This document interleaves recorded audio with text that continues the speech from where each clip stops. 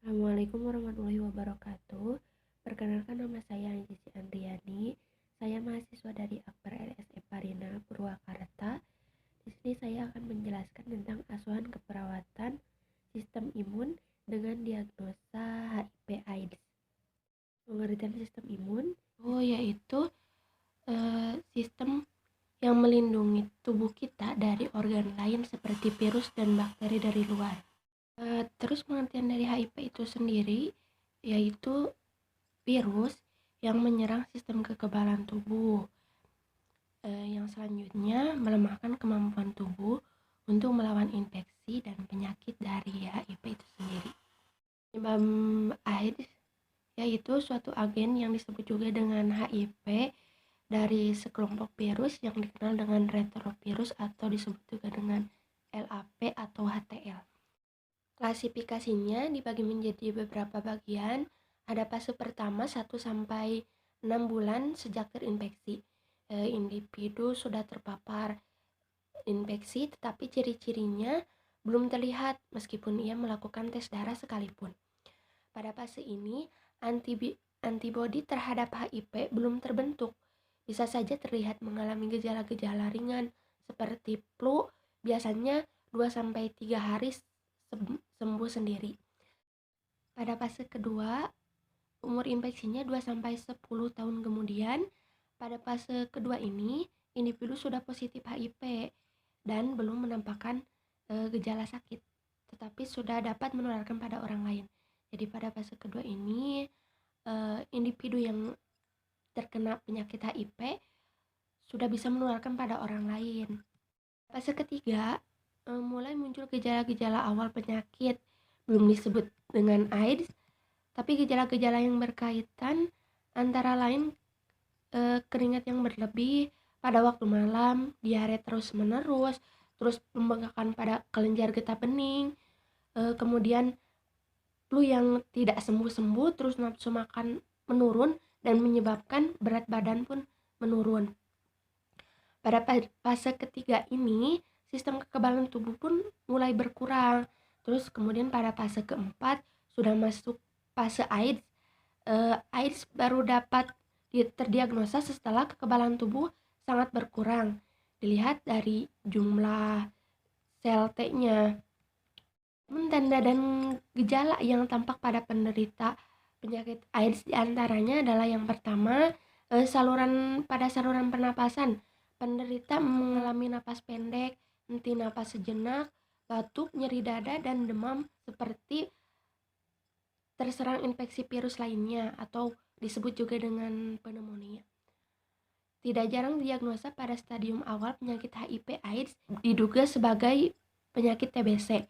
Yang kedua, pada saluran pencernaan, penderita penyakit AIDS menampakkan tanda dan gejala seperti hilang nafsu makan, mual muntah, kerap mengalami penyakit jamur pada rongga mulut dan kerongkongan, serta mengalami diare yang kronik. Yang ketiga, ada berat badan tubuh penderita mengalami hal yang disebut dengan wasting syndrome, yaitu kehilangan berat badan tubuh hingga 10% di bawah normal. Jadi berat badannya pun ikut menurun. Kemudian pada sistem persarapan, terjadinya gangguan pada persarapan sentral yang mengakibatkan kurang ingatan, terus sakit kepala, susah juga untuk berkonsentrasi, kemudian sering tampak kebingungan dan respon anggota gerak melambat. Kemudian pada sistem integumen atau jaringan kulitnya itu, si penderita mengalami serangan virus, cacar air atau cacar api, dan berbagai macam penyakit kulit lainnya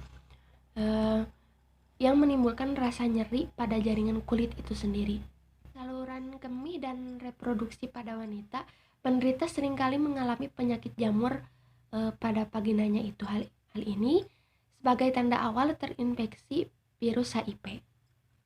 Kemudian ada pemeriksaan penunjang tes untuk diagnosa infeksi HIV itu sendiri. Yang pertama ada ILESA, yang kedua ada Western blot, yang ketiga ada P24 antigen test, kemudian ada kultur HIV juga, tes untuk Deteksi gangguan sistem imun yang pertama ada hematokrit, kemudian ada LED, ada CD4 limfosit, rasio CD4, serum mikroglobulin B2, kemudian ada hemoglobulin. Penata laksanaannya yang pertama ada pengobatan, kemudian ada rehabilitasi. Rehabilitasi ini ditunjukkan pada pengidap atau pasien AIDS dan keluarga atau orang terdekatnya dengan melakukan konseling yang tujuan untuk memberikan dukungan mental psikologis pada pasien, kemudian membantu mereka untuk bisa mengubah perilaku yang tidak beresiko tinggi, kemudian menjadikan perilaku yang tidak berisiko atau kurang beresiko. Mengingatkan kembali cara hidup sehat kepada pasien, kemudian konsep asuhan keperawatannya meliputi identitas, nama, tanggal lahir, tempat tinggal, dan lain sebagainya. Kemudian riwayat tes HIV, kemudian riwayat perilaku, beresiko, penggunaan obat-obatan sebelumnya. Kemudian dilihat dari keadaan umumnya, pasien pucat ataupun lemah, gejala yang sering timbul, demam, dengan atau tidak disertai menggigil.